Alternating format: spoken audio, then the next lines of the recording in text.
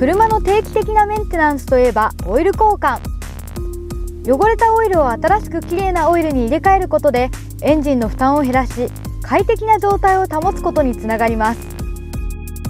私の車もバッチリオイル交換してもらいました。でも実はこれで全てのオイルが新しくきれいになったわけではないんです。その理由はこのオイルフィルターにあります。オイルパンから汚れたオイルを全て排出しても、オイルフィルターの中にはペットボトル1本分のオイルが排出されずに残っているんです。知ってましたか？フィルターに残った汚れたオイルによってきれいなオイルがどうなるのか、こんな実験をしてみました。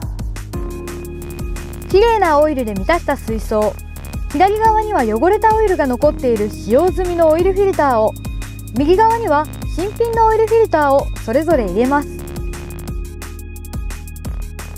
見てください。使用済みのオイルフィルターに残っていた汚れたオイルがきれいなオイルに混ざってしまいました。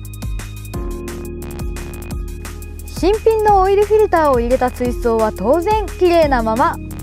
これを見ただけでもオイルフィルターを交換するメリットを理解できますよね。